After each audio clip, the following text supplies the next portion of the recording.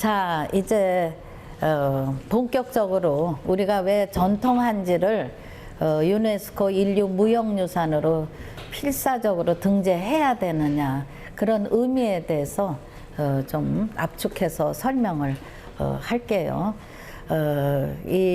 아까도 쭉 역사 강의하면서도 얘기했지만 다 한지에 수록된 게 기록된 거야.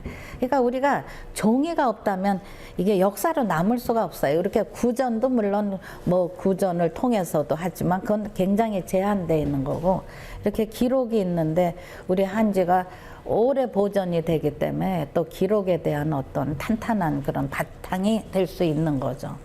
그래서 이제 이 한지가 그런데 많이 이렇게 사양길에 들어가요. 지금 인사당도 우리 전통 한지를 내놓는 데가 거의 없잖아요. 요즘엔 싸다, 비싸다, 뭐 이런 현실적인 논리를 가지고 이 평가를 하기 때문에 이 한지라는 거는 기계로 하는 것도 아니고 이 공정 과정이 상당히 수작업이 들어가고, 또 그게 손으로만 하는 게 아니라 열정과 정성과 끈기와 인내가 있어야만 만들어지는 거예요. 가서 보면 눈물 나요. 나도 여러 차례 이거 하기 전에도 해서 내가 그걸 봤기 때문에 뭔가 나름대로 역사학자로 사명감을 가지고 이거 전통 한지를 유네스코 유산으로 올려야 되겠다는 그런 각오를 하게 된 거거든요. 우리 추진단 선생님들도 다 마찬가지시고.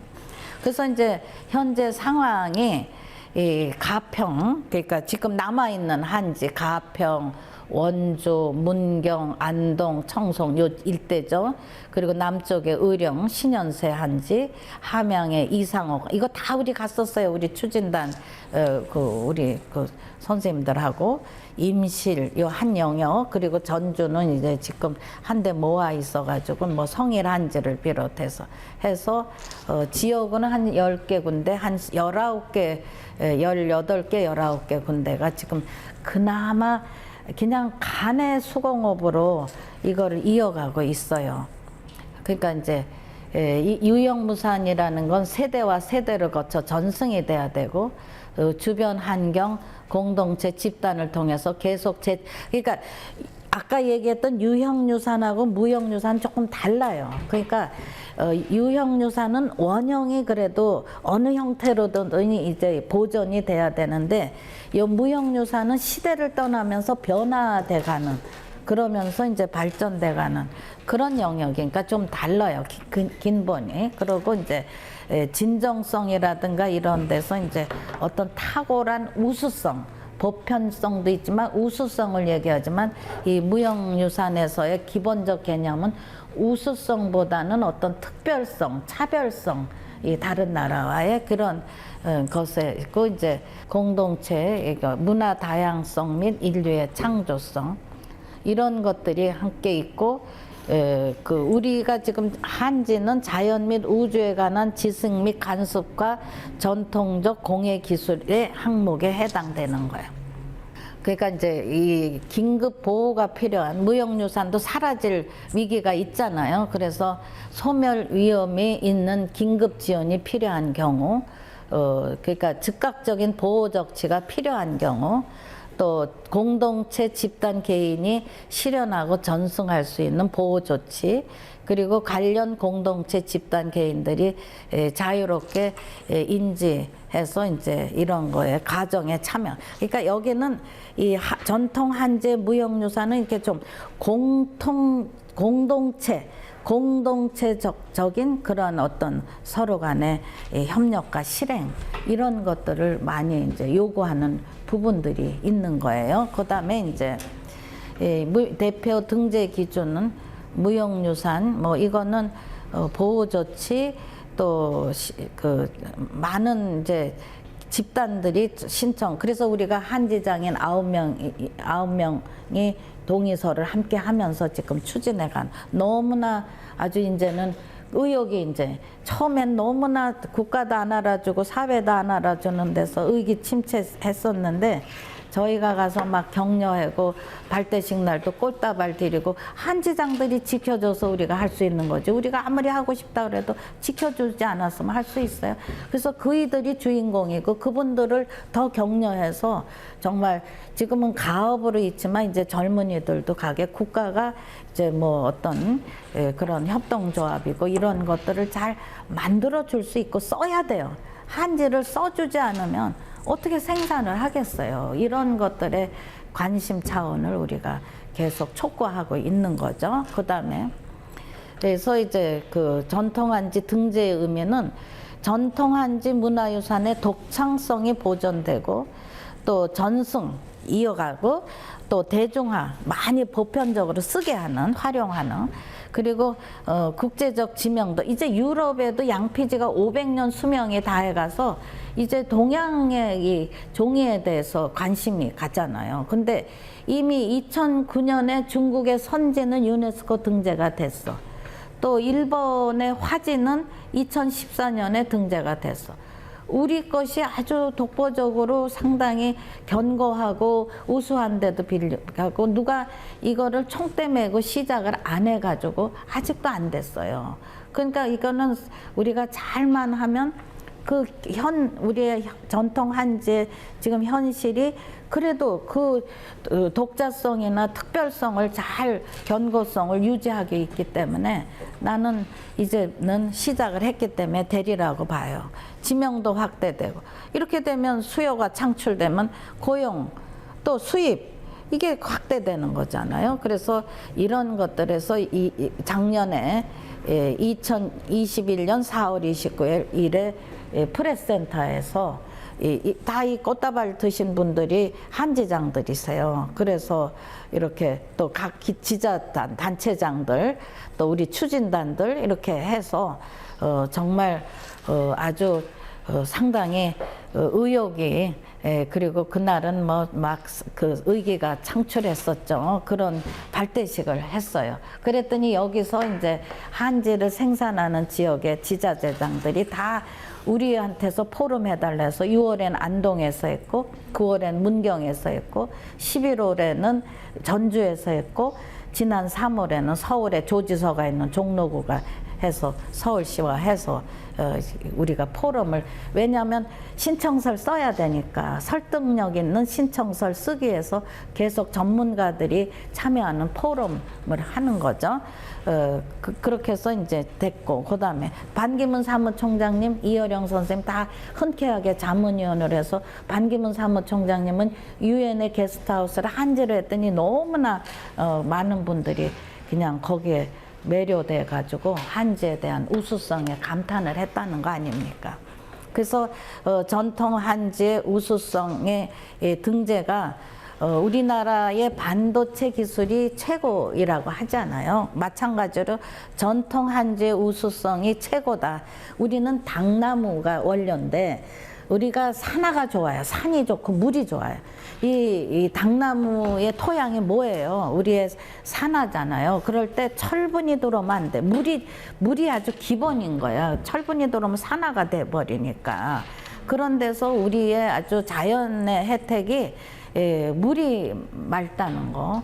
산이 좋고 그래서 우리 물은 뭐 계곡 약수터 이런 게 옛날에 얼마나 있어. 다른 데는 막 석회성 있고 안 되는 거예요. 그래서 그 우리의 당나무의 그 재료가 아주 좋다는 거고 백추지라고 해서 고려시대 초주지는 아주 최고예요. 중국에서도 이거 가지고 가려고 사신들이 아주 가장 큰 관심을 기울였던 거고 지천년 견오배 비단은 500년 가지만 종이는 1000년, 우리 1000년 이상을 가요.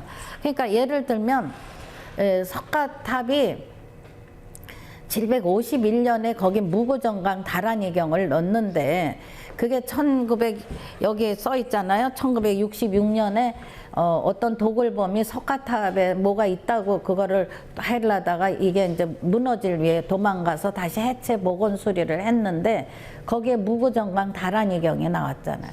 그러니까 그게 비단으로 쌌을 건데 그건 사가 없어지고 무구정강 다란이경인 그거는 그대로 나왔잖아요.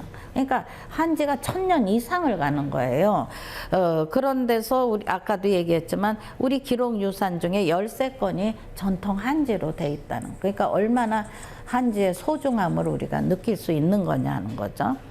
그다음에 전통 한지는 얇으면서도 질기고 부드럽고 옛날에 우리가 한지는 뭐 여러 가지 기능이 굉장한 다양한 기능이 있지만 우리가 여러분들 세대는 이제 뭐 아파트 시대니까 한지를 우린 옛날에 다 창호지 바르는 거예요. 창호지가요 숨결이 있잖아요. 이렇게 솜털같이 숨결도 있고 비치잖아요. 비쳐요.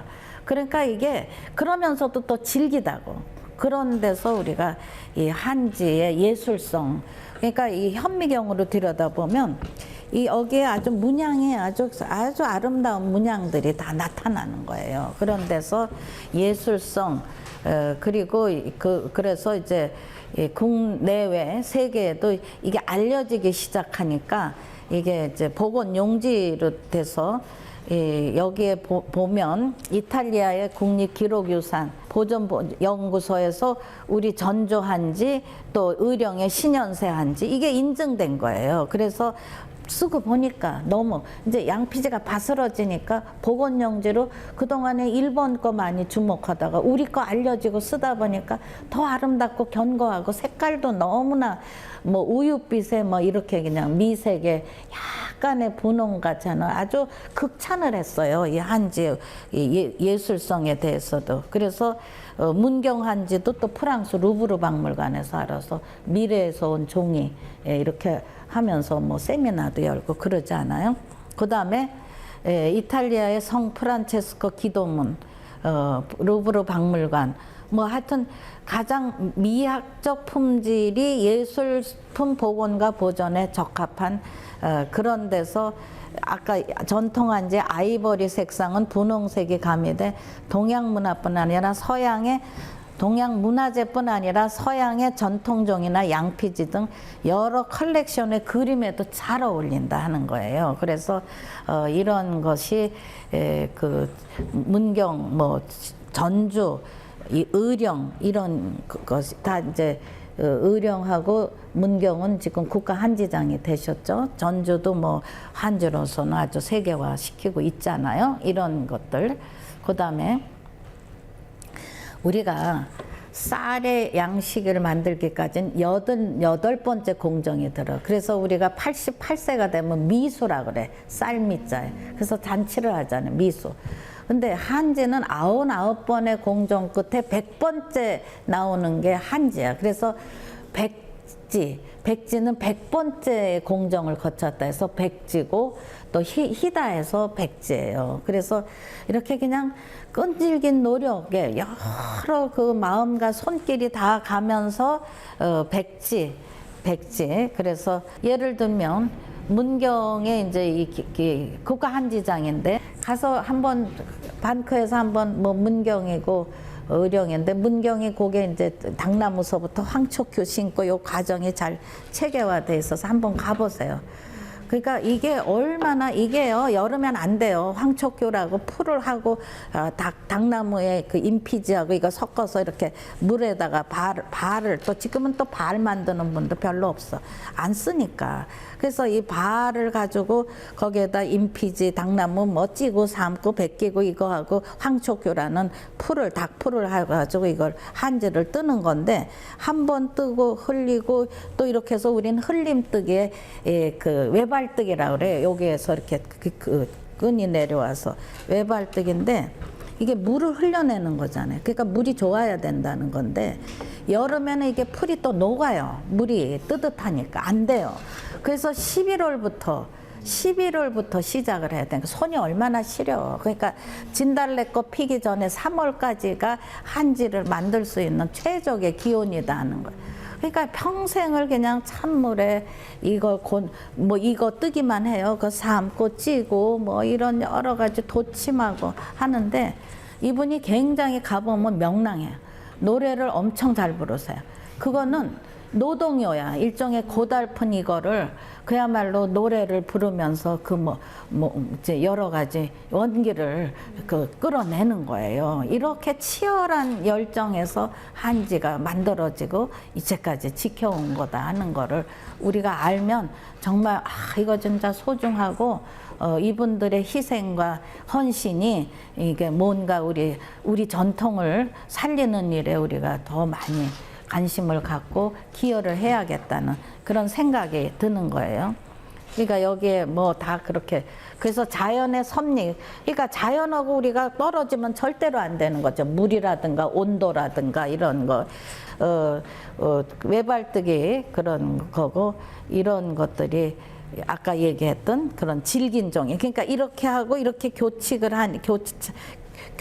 하니까 이렇게 안 찢어지는 거지. 안 찢어지고 질기게 되는 거야. 그냥 한 번 하는 거고 이렇게 교차를 한 번 하고 또 하니까 교차가 되는 거다.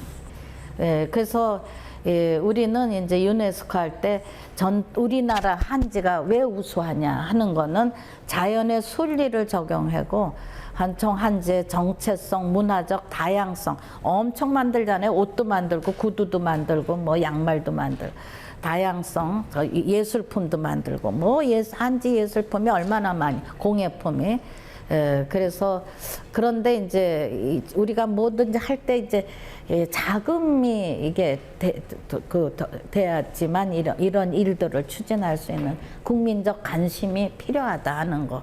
근데 반크가 이렇게 해주니까 아주 그야말로 우리가 100만 원건을 만난 것이고 앞으로 지자체 정부의 예산 지원과 더불어서 그 실무적인 도움도 필요한 거죠. 뭐 문화체육관광부, 문화재청, 외교부, 교육부까지. 왜냐하면 학생들의 교과서에도 다는 못해 비싸고 앞하고 뒷장은 한지를 좀 넣으면 한지에 대한 어떤 체화가 되잖아요. 우린 옛날에 창호지하고 서예 할 때 다 한지 썼는데 지금은 그럴 기회가 없잖아요. 그래서 나는 이렇게 얼마나 우리의 선조들의 그런 열정과 정성으로 여기까지 지켜온 거를 한번 손으로라도 만져보는 그리고 이제 훈장, 표창장, 발령장, 뭐 협약서, 감사장 정부에서 생산하는 건 다 한지로 해야 된다 하는 데서 활성화되면 청년 일자리 일본은 지금 일자리가 창출되고 있어요. 그래서 그래야 지속되죠. 넘어가야죠. 가업끼리 하고 또 연세가 많아지시면 또 이어지지 않으면 이게 끊어지잖아요. 그래서 청년 일자리 창출해. 그러니까 이거는 전 국가적인, 전 국민적인 그런 어떤 지원이 필요하다 하는 거예요. 그래서 이렇게 우리 예쁜 반크와 박수. 그래서 반크 재단과의 협약식은 전통 한지를 세계에 알리고 등재되는데 아주 큰 100만 원권의 역할을 할 수 있어요.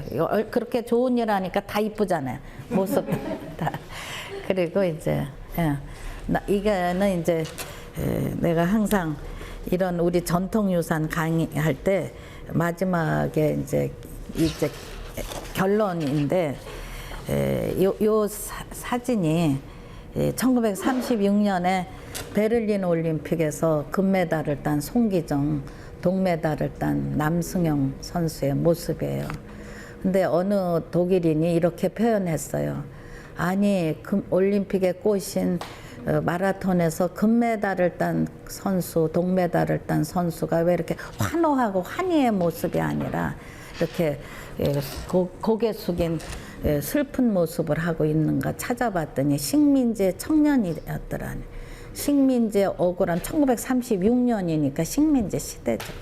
억울함, 답답함, 서글픔을 달림으로써 해소해라 했는데 막상 메달을 따니까 태극기 대신 일장기가 가슴에 달리고 올라가는 데서 한없이 슬픈 고개 숙인 비극의 마라토너를 보고 역사가 왜 이렇게 공정하지 못한지 절망을 느꼈는데 1992년에 바르셀로나 올림픽에서 마라톤에서 빼앗겼던 나라를 찾은 민족답게 잃어버렸던 금메달을 찾아서 이제는 노인이 된 송기정옹에게 갖다 바치는 황영조 선수의 모습을 보고 역사의 희망을 되찾았다. 이제 가슴엔 당당히 태극기가 달리고 당당히 태극기가 올라가고 애국가가 울려 퍼지는 가운데 가슴에 선을 얹고 태극기의 경의를 표하는 황영조 선수의 모습은 어느 세계인도 연출하지 못한 한국인들의 열정, 책임감, 애국심으로 이루어낸 역사의 명장면이라고 표현을 했어요. 우리가 이렇게 유네스코 등재하고 우리가 이렇게 삶을 더 풍족하게 가면서 희망을 일굴 때 나라 없으면 수포로 돌아간다는 거. 나라 잃으면 수포로 돌아간다는 거. 그런 데서 우리 개개인의 성장도 필요하지만 그 성장의 가장 큰 울타리에는 나라 있으면 우리가 당당하게 한국인으로서의 우리의 위상과 품격과 그런 열정을 우리가 인정받고 확보할 수 있다는 거죠. 그래서 이제 우리는 이런 좋은 일, 우리 선한 일, 그리고 해야 될 일을 할 때 우리는 항상 내 나라, 대한민국에 더 크고 아름다운 바톤을 만들어서 후세들에게 넘겨줘야 될 사명이 있지 않은가 하면서 강의 마치겠습니다.